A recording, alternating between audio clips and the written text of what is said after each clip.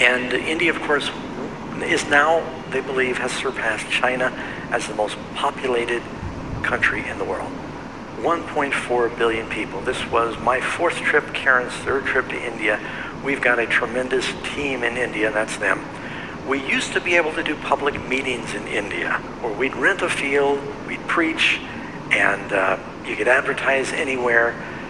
They kind of looked down on baptizing people who are converting, but they didn't forbid it. But since the current president, who was just reelected, you're forbidden to do public meetings.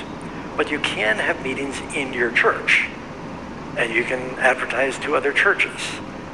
But they don't want anybody proselytizing the Hindus or the Sikhs or the Muslims that are in the country. That's forbidden. So what we do now is we do a lot of broadcast on television. This team is translating material. They're translating magazines. We are broadcasting in India in Hindi, in Telugu, and in Tamil. There's 16 languages there, but we're broadcasting in 3 of the major languages, and the Lord is really blessing. We've got a whole website for India. There it is, Amazing Facts India. You can click on the different languages.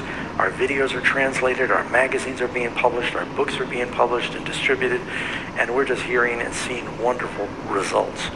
We had a meeting there, an evangelistic meeting on the church grounds.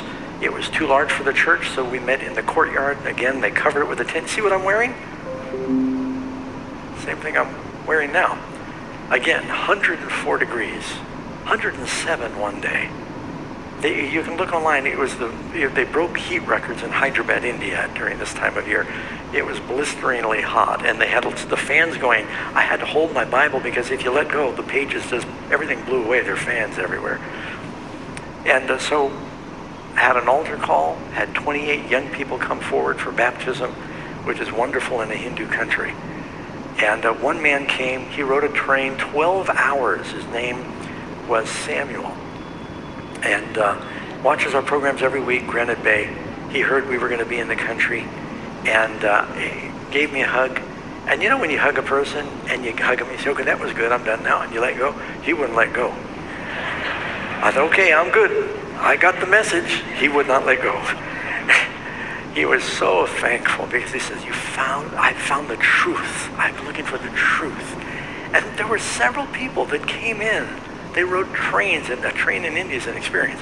They rode trains for hours, sometimes like 15 hours to come to the meetings, and it was just wonderful to meet these people from the broadcast. So now to tell the next story, and it'll be pretty much the last story about this.